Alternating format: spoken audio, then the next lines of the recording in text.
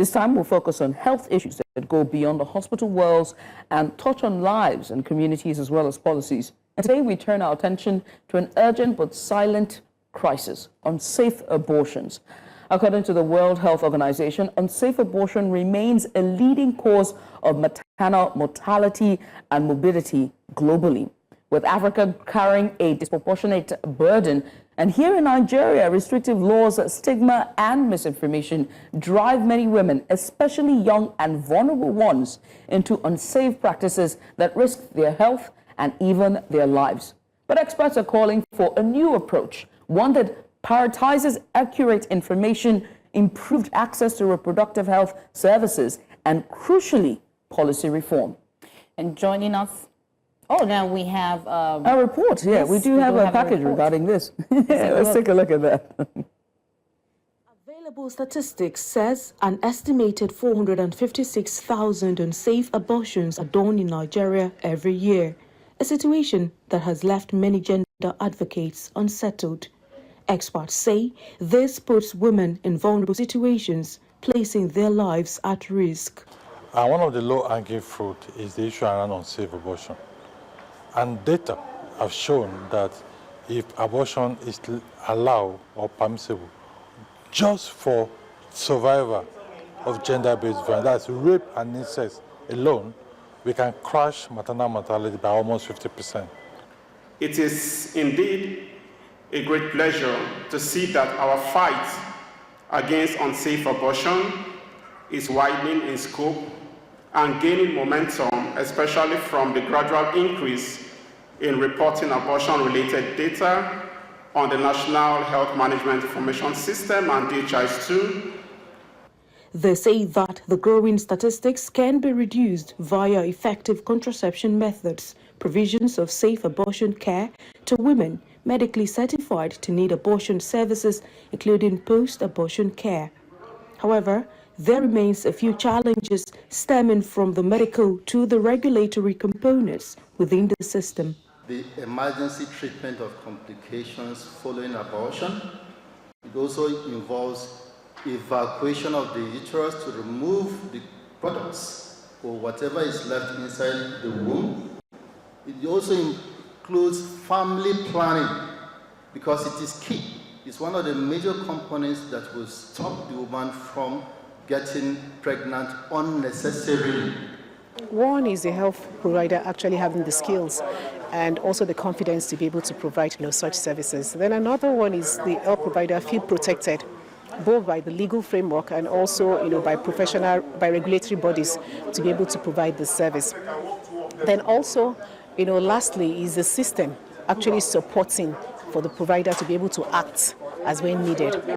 With Nigeria contributing about 28% of the global maternal mortality rate, accounting for 75,000 deaths annually, experts say eradication of stigma, legal bottlenecks surrounding the practice of abortion will lead to safer practices and better outcomes following post-care.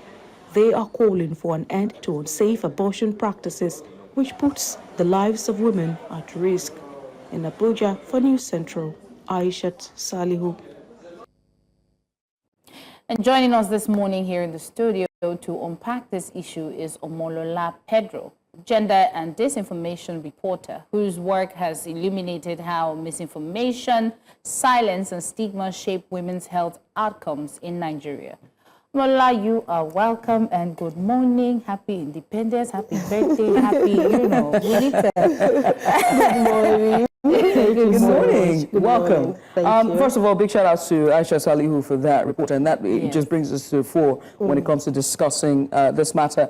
I miss you guys this conversation, so I think you should continue with the behind the scenes what you guys were discussing, because I was busy, typing away on my phone. So I think, we're just talking about how people get here. So of course, as a lady, it would also be, how did you get to a point that you wanted to focus on, reporting about unsafe abortions? Let's start from there. Okay, so I have a recent report which focuses on the kind of sexual education we have in this part of the world and how it affects young people, young girls especially. I have observed growing up that issues surrounding sex, surrounding reproductive issues, said in whispers. Nobody wants to talk about them publicly. Yes, so much that when you call reproductive organs their actual names, you are looked as being a very rash person, or something like this person is spoiled, in quotes, how they do the thing.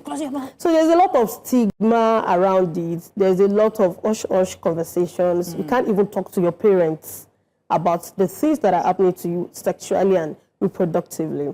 So I thought, it makes no sense, because an average Nigerian girl, the parents do not even know when they began their menstruation.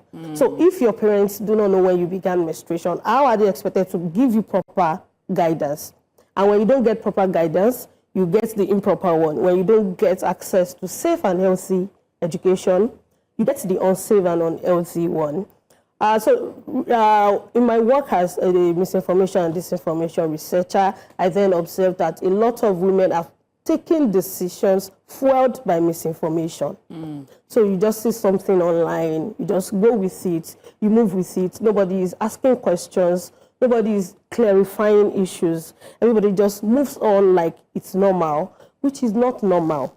And as to what brought me to unsafe abortions, I have experienced this, first-hand experience first, also people around me who have been survivors of unsafe abortions. You go through the procedure, and when you come back, you do not remain the same. And it's difficult for you to even do a call out of the hospital where this happened, because what you have just undergone is restricted.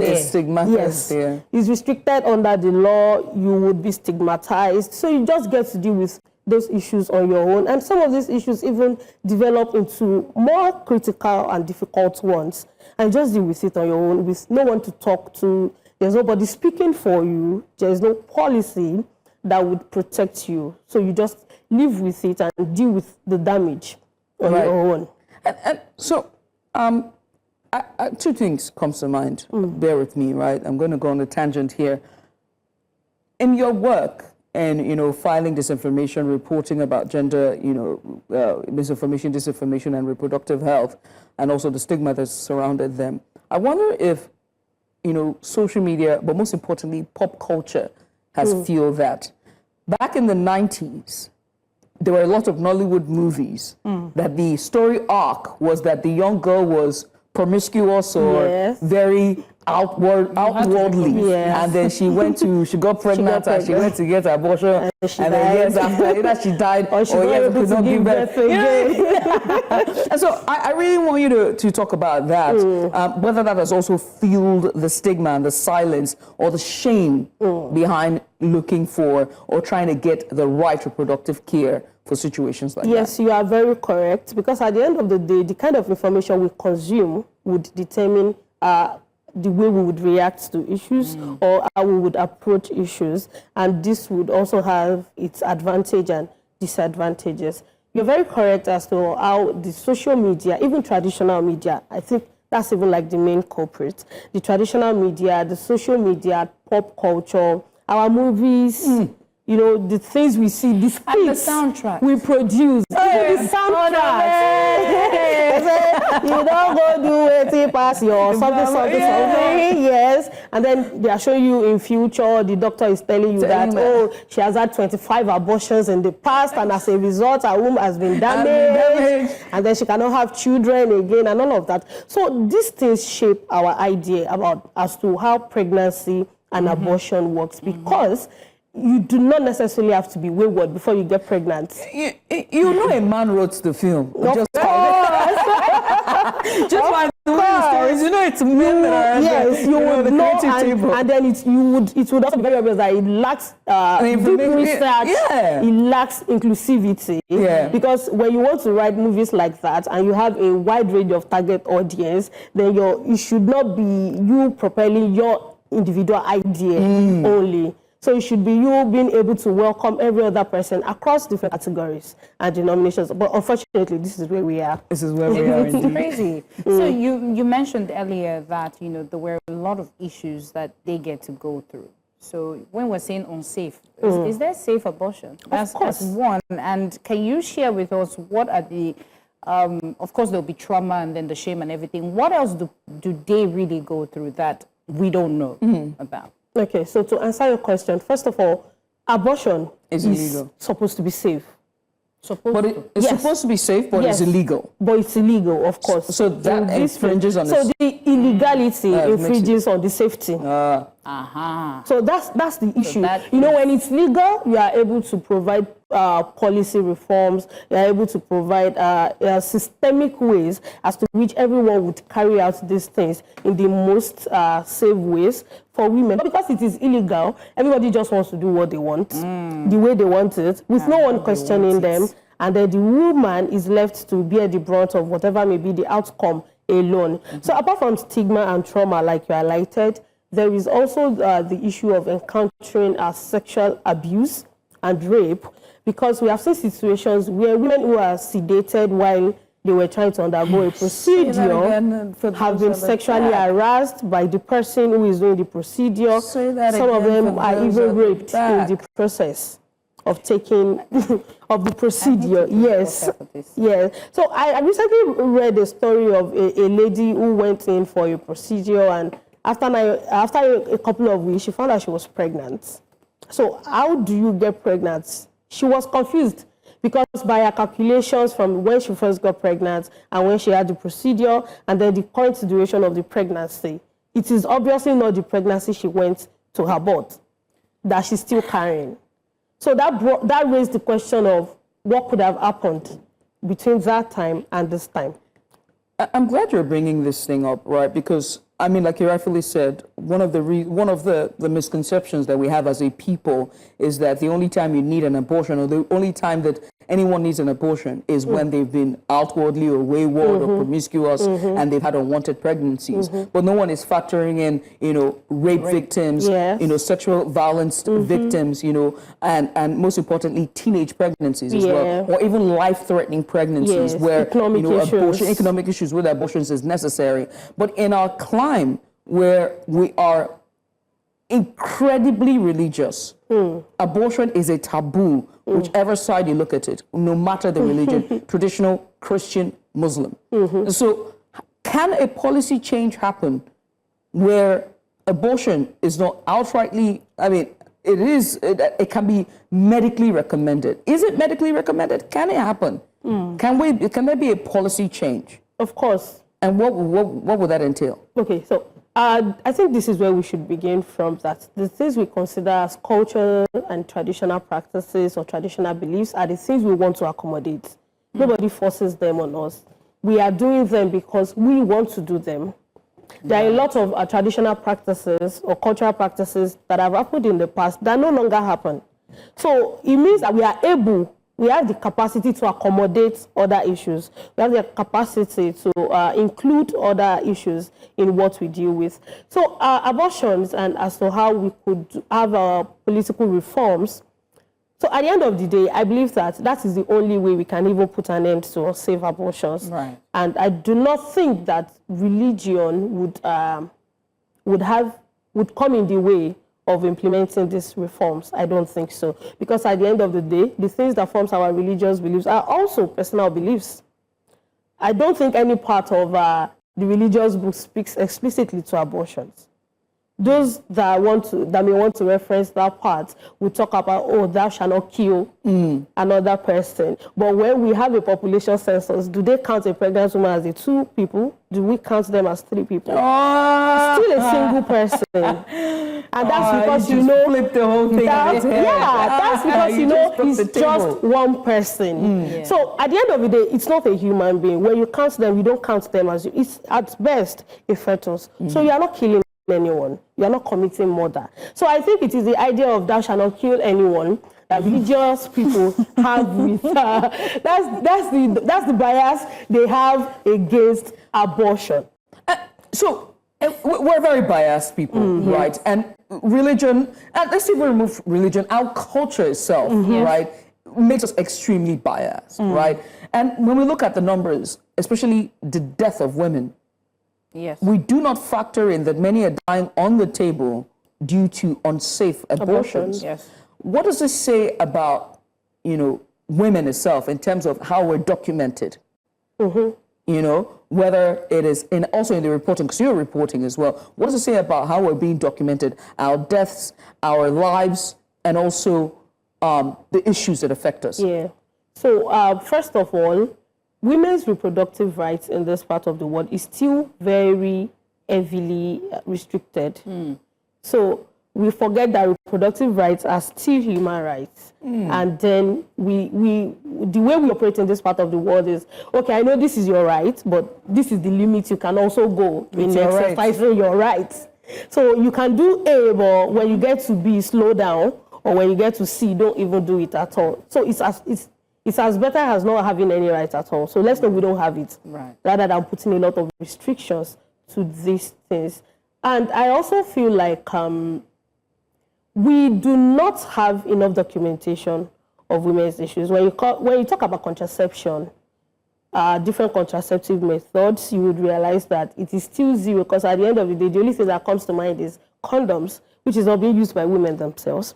And the major reason is also that you would get pregnant. Right. Yes. And then we talk about pills. We don't have enough education about contraceptive pills. A lot of women do not even know that there are limits as to how you can take contraceptive pills in a menstrual cycle. Right. Yes. There are those that are safe for daily consumption. There are those that are strictly for emergency purposes only.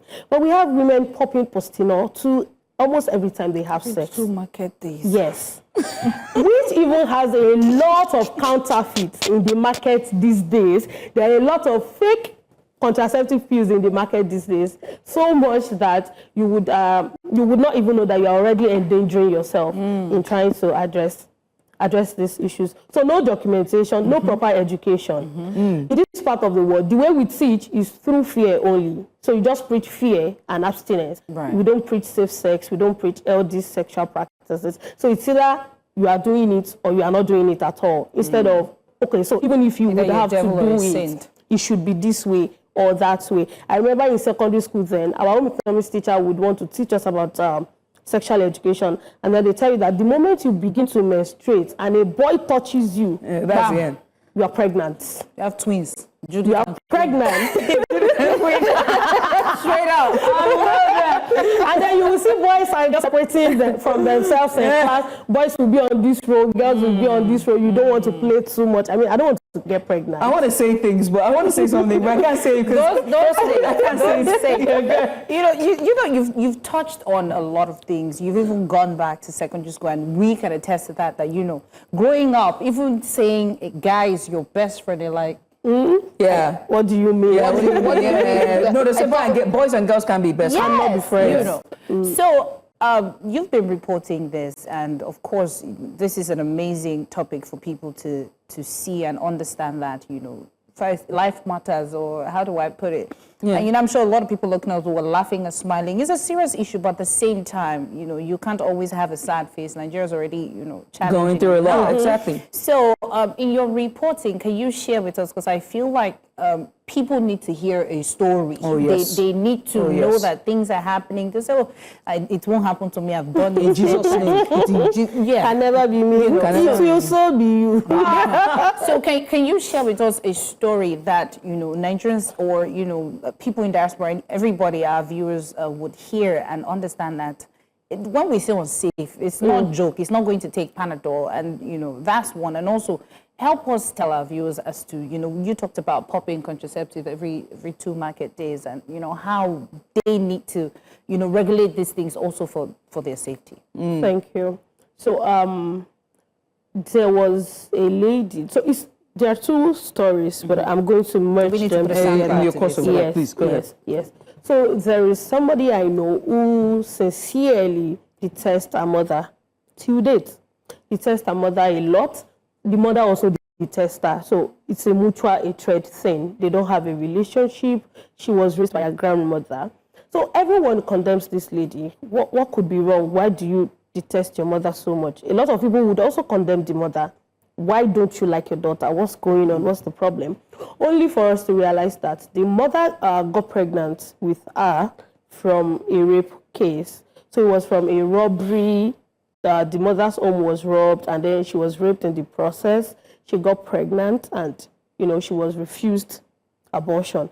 there's something the Yorubas will call Amuwa Olorun. This is God's will for you. That's what fate has in stock for you. So you just embrace it.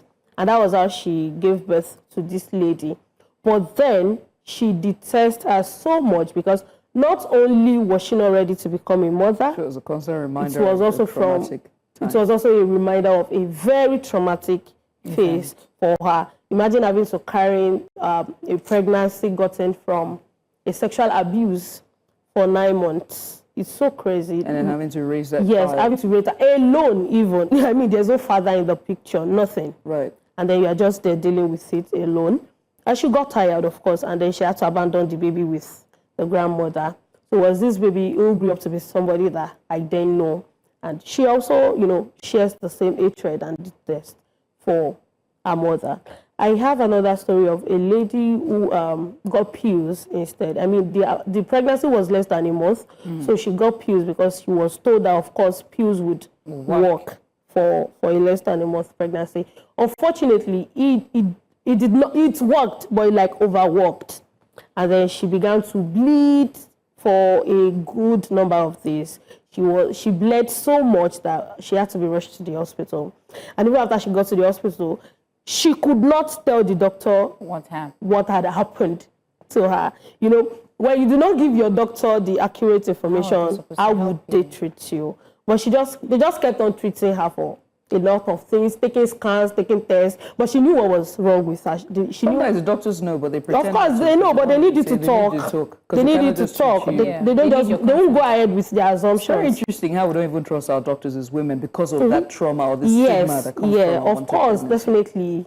Yes, so that's why a lot of women would even prefer to have female doctors attend to them because you feel like, okay, you are one of us. I can talk to you. Clock that. Okay, so sis, this is what happened. I did this, I did that. That's what sis. Clock that. Sis, I beg you. Now we matter so the other place, you are not able to express yourself like that. You don't want to be seen as wayward or you don't know what you are doing. And then, I don't know, but she got treated, but it took longer than an average abortion would. I mean, if you go through a safe abortion in 24, 48 hours, you are fine. You are definitely fine. So any procedure that makes you go through a lot of other issues apart from that, then it was definitely unsafe. And I don't think that is good enough because a lot of people would bleed to death from the kind of situation that lady felt. She may have survived it, but there are a lot of people who would not survive it. Some of them, you even have stories of, they forgot something inside there when they were trying to. And also, there are women who even go through the procedure without having any form of sedation, no anesthesia, nothing, because they cannot afford it. So if you want to be sedated, you have to pay an extra fee. And if you do not have that extra fee, you would open your eyes wide like this, while these things are being inserted into you. I had this conversation far back in, I think, 2022 when I was on radio, and the expert was sharing a story of how a woman was held down because she could not afford, it was a backdoor alley type procedure, and I think that she had a set of twins. The next pregnancy had to be 3, and she's like, I can't do it. It was around the cusp of economic downturn they were now experiencing. And of course, her husband had lost his job. So it was just her taking care of about 3 sets of twins. Six So she had 6 children already. And now this next pregnancy, triplets, most likely was going to be a triplet from what she'd seen. And so she knew. So she knew. I mean, it's not funny, right? And so she was held. The story that this she said was that she was held down by older women who also did work as midwives, auxiliary nurses. And it's let's not get into it. I'm already so she could hear and she could see. And immediately after the back was done, the doctor was, I guess, his back alley. He pulls out the injection and shows her, says, "See, I've done it." Ew, oh my God, that's crazy. And the woman was in psychiatric ward after. because it ruined her, you know, of course mentally. she would. So that's the reason why, you know, I'm glad, because it just took me back 2022, and I think that these conversations need to be had on how we have to push for policy. I feel like, and this is not even a national issue or a continental issue. This is a global conversation issue, that needs to be pushed. But we need to go on a short break. You're watching Breakfast Extra here on News Central Television. We're talking about policy, a push for policy reforms when it comes to reproductive health and unsafe abortions. Let's go on a short break. When we come back, we wrap up the hour nicely with a bow. Stay with us.